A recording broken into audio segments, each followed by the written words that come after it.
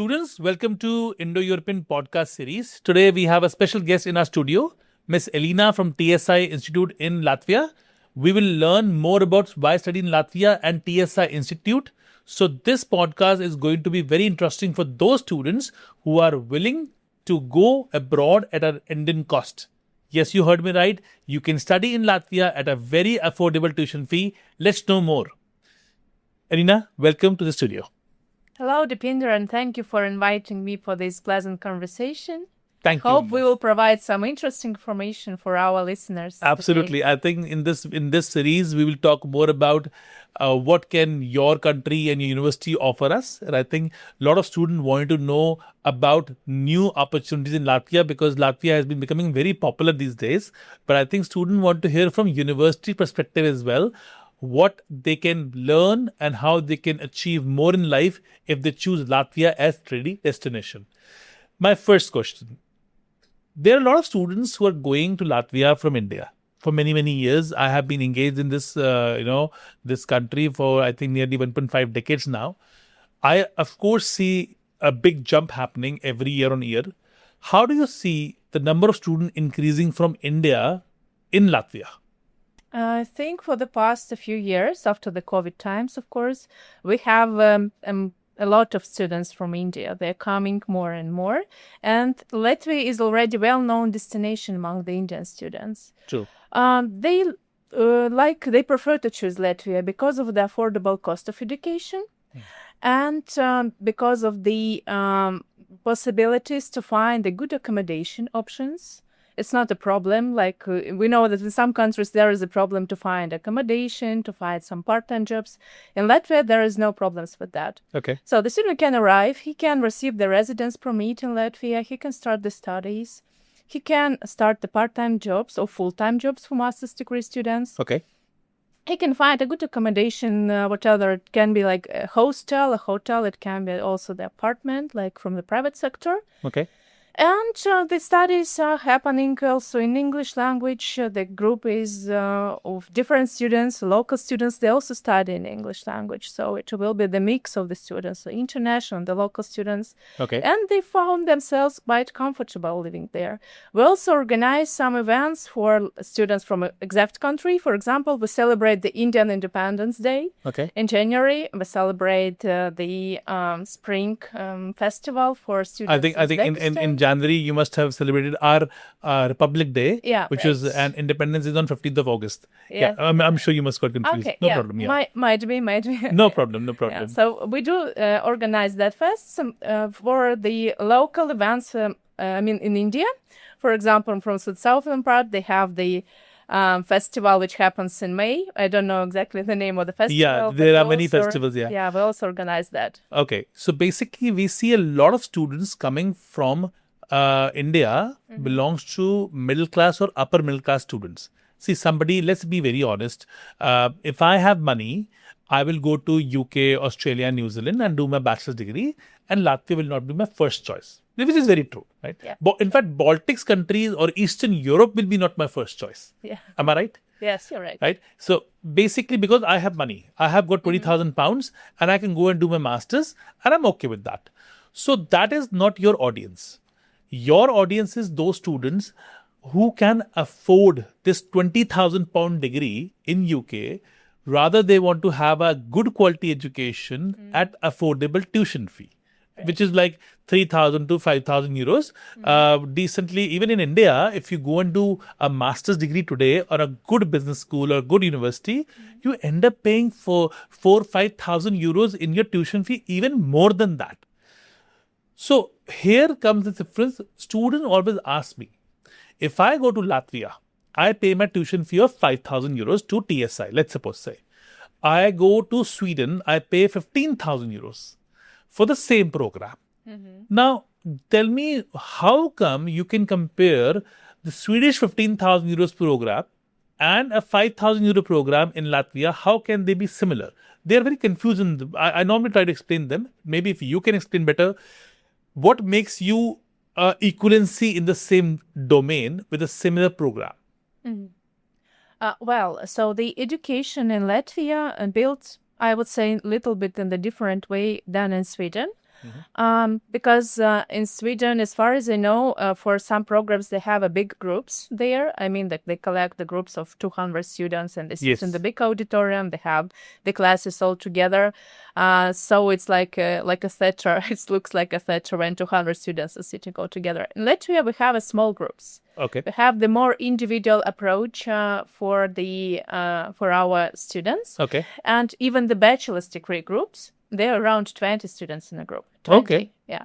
Even for the business and management program, for example, which doesn't require the presence in the labs or some technical stuff, the students are sitting in auditorium. They can be like 30, 50 students, but not 200. Okay. So the syllabus of the program can be quite the same because we have the students who transfer the studies from, for example, the Sweden to Latvia, and they have already compared the credits.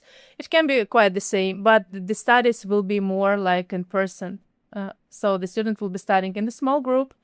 Here we'll be having some technical stuff, studying by doing, starting from the very first semester. If we're talking about the practical programs like robotics, computer sciences, aviation engineering. And of course, when you study in the small group, you have all possibility to get the real experience, real knowledge by your hands, not only by theory. True. I think that can be the difference between Swedish education, for example, and Latvian education. The same happens in Germany. I know that the same system like in Sweden, for example, but in Latvia it's a little bit different. Okay. So when it comes to recognition of the degree, so I am paying for 15,000 euros in Sweden. I'm paying 5,000 euros in Latvia. So degree recognition in European Union is going to be same? Yes, same, absolutely. Okay. So you mean to say that I'm actually buying the same degree at two different costs? Yes. So your two-year master degree in Sweden is 120 ECTS, which is the European Credit Transfer Points. How much is yours ECTS in 2 years masters? The same? Same 120. So there's no difference. Yeah, no Okay. difference. When you get a diploma, it's a European diploma in Sweden. Yes. So when you get in Latvia, is your diploma is also going to be European diploma? Yes. It's European. It's recognized in all the European countries. It's recognized not only in all the countries, actually. Okay. Maybe except like USA, Canada, they have the specific pathway to recognize the education. Okay. But for these countries, we have the double degrees with British University, with Bristol. Okay. We have the 4 programs in double degree. Okay. So if the student wish to have their degree, which is recognized in all the countries in the world, including the UK, USA, Canada, he can apply the double degree program and get 2 diplomas, one from our university, another one from UK University of Bristol. So it's a double degree which you get. So student doesn't have to go to Bristol, but they will study with you, and you will give your diploma, your degree. The word diploma is quite complicated in India. I'll use the word degree because this is what we always say. So I get my degree from the TSI, and then on Bristol also give me a degree. Yeah. Am I going to pay extra money for this? It's just the tuition fee, which is a little bit bigger than the normal tuition fee, I mean, for the normal programs, but it's not very high. It's 6,500 euros for all the programs. So you're saying for 7 lakh rupees, I'll have, it's bachelor or masters? It's both 1 bachelor's degree, 3 master's programs. So you have 3 masters, 1 bachelor with Bristol, where I'm paying 7 lakh rupees, 7 lakh Indian rupees, and I'm going to get to 2 degrees. Yes. That's going to be amazing because this is now I have European degree also and a UK degree also. Yeah. Wow. 2 diplomas. And if I go to Bristol directly, I'm sure this degree will cost me 17,000 pounds. Around that, yeah. Right? Yeah. Which is around about 20 lakh rupees. Yes. So in 7 lakh now I have UK degree also and I have the Latvian also and I'm into Schengen zone as well because then I can find my job in European Union or I may get into the UK also and try to find a job. Wow. And the diploma will be absolutely completely the same as if the student had studied in UW Bristol directly. So it will not be written on the diploma that it was received in TSI. It was like a kind of double degree. It will be the separate diploma with separate degree, little bit different even name of the degree because TSI is the one degree, Bristol little bit different one. Okay. So there are 2 diplomas in 1 study period and 1 thesis defense. The student is studying and this whole study process is conducted in Latvia. Okay. There is no need to go to Bristol. There is no need to connect to Bristol. But all the students' paperwork are sanded and braided in the Bristol as well as Okay. at TSI. So he has the students' history in both universities at the Okay. same time. And after completing the program, he receives 2 diplomas. Wow. So basically, quality of education is there at an affordable tuition fee. Yeah. If I study only with TSI and not the Bristol degree, Okay. what is your average tuition fee at the bachelor's and average at the master's? Oh, it's quite simple because all the bachelor's programs have 3,900 euros per year. Okay. The master's 4,500 euros. So 4 lakh rupees and 5 lakh rupees. Yes. So kind of. Yeah. 4 lakh for bachelor's, 5 lakh for master's. Now, when are you a private institute or a public institute? We're the private Private. technical university. Private university. How many students you have total in TSI altogether? We have now around 2,000 students. Okay. And how many Indian students comes to you every year, approximately, who start their education? I would say the Indian students are number one among the international students. Okay. How many? I'm not sure about. Maybe like 100. Okay. 150, something like that. Okay. 100, 150 students choose Yeah. your education. Yes. So when it comes to students who come for the masters, they say they are allowed to work full time. Let's clarify this thing. Full time, 40 hours. Full time means full time. There is no limit on the hours, right? They can work as much as they want. 40 hours per week. Okay. It's normal working day. Yeah, but let's suppose say I want to work 50 hours. Or let's suppose say, I want to work 50 hours. I am allowed to work. There is no condition on the master students, correct? No, there is a condition. There's 40 hours per week. Okay, so you 40 means 40. 40. So they can only work 40 hours a week. Yeah. Okay, it's not like you can work 50, 60, no. No. Okay, right. But sometimes the students, they receive the decision for the residence permit where it's stated that they have an unlimited hours per work. Okay. Per work. It can be mainly for PhD students. For masters, it's normally like 40 hours per week, but for PhD, they don't have any limits to work. Do you also offer PhD programs? We do. In which field? We have 2 PhDs. One is the digital economy and business related to digitalization of like business, economics, everything. The second one is telematics and logistics related to the logistics, IT, and etc. So two fields. Okay. When it comes to students finishing the education, they're also allowed to stay back at the master's and PhD level. Yeah. What is the stay back visa like? For a PhD, it's a little bit different because they have, for example, 3 years of studies. They can prolong it up to 2 years more if they need. Okay. And the stay back can be around half a year, I suppose. Okay. For the master's degree students, it's around like 5-6 months. They can Okay. prolong their residence permit and stay to find a job. But our students, they do find a job while studying already. Okay. So there are companies in Latvia who are ready to hire foreigners who don't speak Latvian language.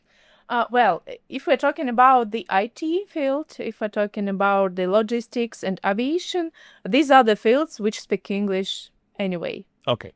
So they can hire the students without knowing Latvian language. But of course, it is a big advantage if the student speaks at least on the like basic level. Latvian language is not that complicated if we compare it to Scandinavian languages. Sure. It's more like a German language, and it's possible to study it at least on the like basic level. That would be the benefit. But of course, in IT sector, in aviation and logistics, the student can start the career without knowing Latvian language. Only English is enough to apply for the job. I've got some questions specifically from my students. Let me ask you. Of course. When students say, sir, how much is going to cost in Latvia if I live in a hostel? Because in Sweden, it costs them around 500 euros in Sweden to live in a hostel. How much do student has to pay in the hostel in Latvia? Approximate price? For 500 euros, you can rent an apartment in Latvia. It will not be a hostel. It will be like one room flat. Okay. If we're talking about the students' hostel with the shared room, it can be around 200 to 250 euros. So if Depends on the hostel, of course. If I pick 200, we are 1.5 times lower than Sweden then. Yeah, right. Okay.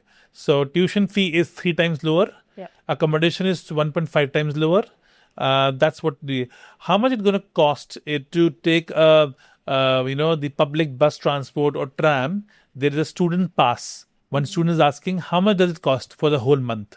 It's 15 euros per month for the 1.5. 1.5. 15 euros. 15 Okay. euros per month for Okay. a student's ticket with unlimited rights. Okay. So I don't have any limit on that. Yeah. So I can travel across the city, all my work, to my university, to my friend's place, everything. It's all included. Yeah. Wow, that's quite cheap actually. Because in Sweden, student will be ending up paying around about 20 to 30,000, 200 euros in the travel cost. So your travel cost is 15 euros. That's quite a big difference.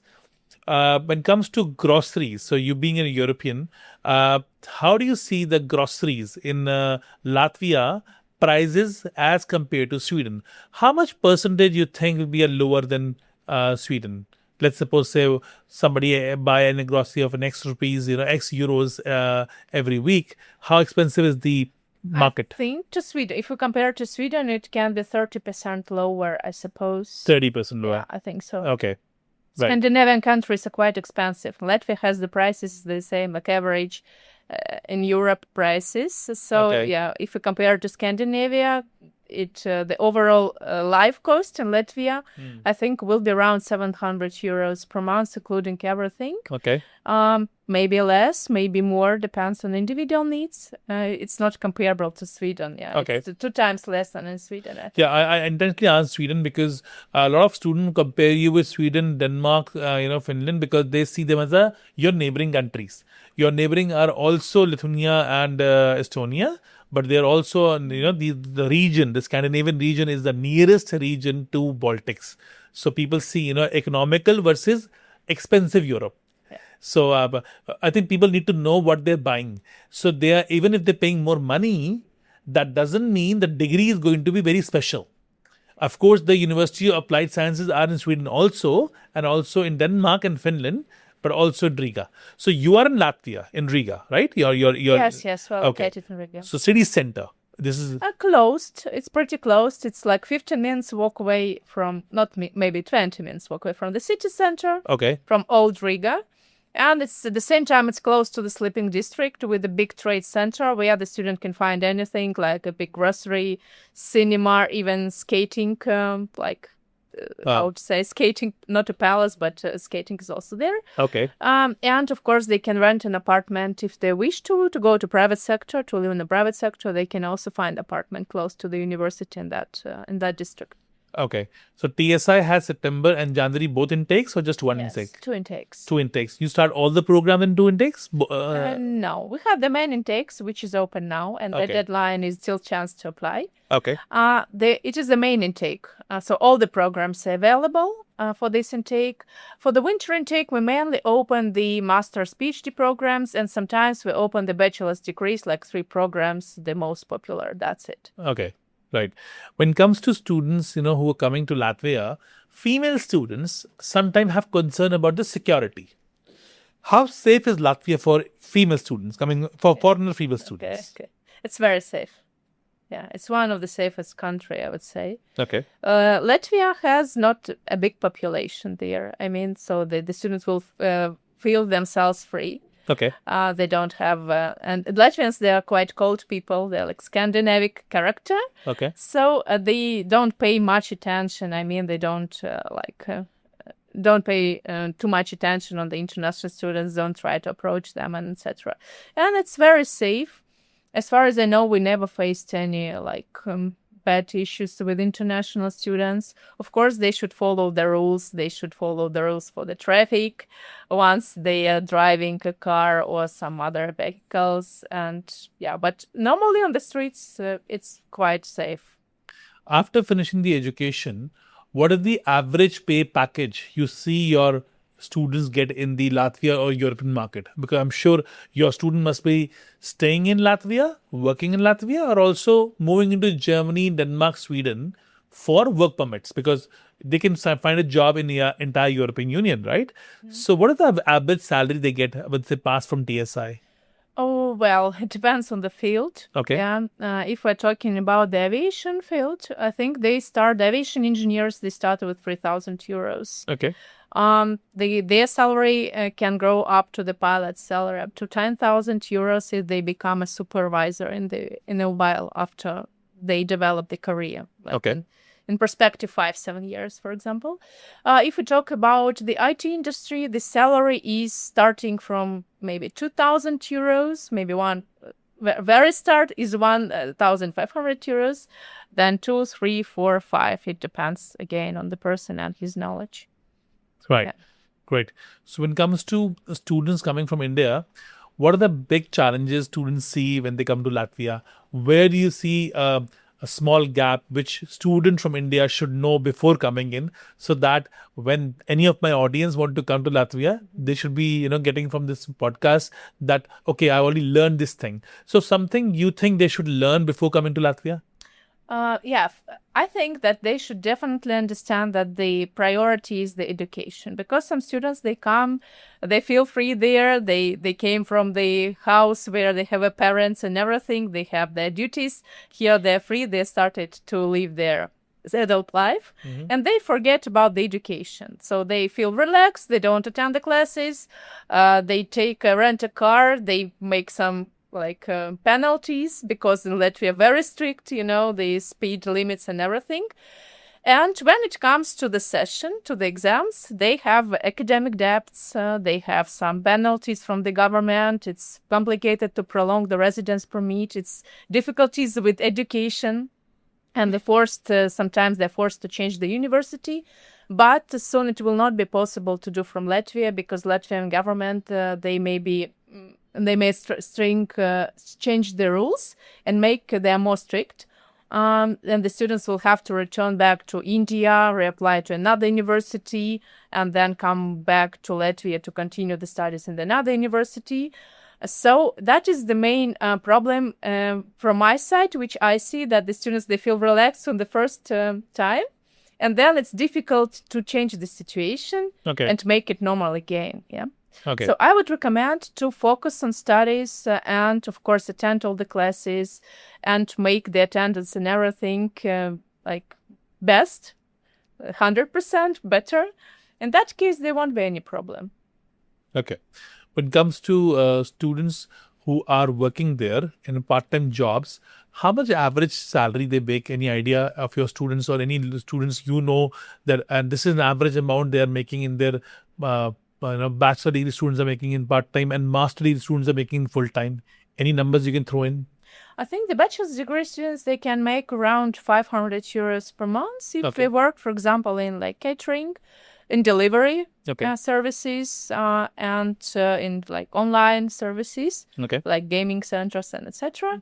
The master's degree students, it depends again where do they work. If they work in IT sector, it can be very different salary, from 1.5 euros up to 3,000 euros. But it depends on their knowledge and what's the skills. And how many students of TSI, what is the percentage who stay in Latvia, and what is the percentage which goes outside Latvia into European job market? About a percentage, I'm not sure that I can rough mention idea, that. rough idea. I think maybe 20% of the students who stay in Latvia for the upcoming several years at least. Another maybe 20%, they go to the other countries, European, and the rest of the students, they might return to India, or we don't know what are they doing. Absolutely. How did they organize their life? Alina, I think we got a lot of information about TSI and Latvia today. TSI being a private, very reputed institute in Latvia, I think the students who are studying there, our audience will also want to know what is their opinion. Maybe when you go back home, if you can send us some videos about the Indian students, which I will share with my audience on my channel, where people can also understand what student opinion is about TSI. So I think that will also add on to this whole conversation.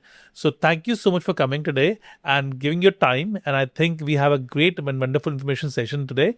And I'm sure audience will also use this session information and do their own research, and then decide whether TSI is the right opportunity for them or not. Thank you so much. Thank you, Defender. Thank you.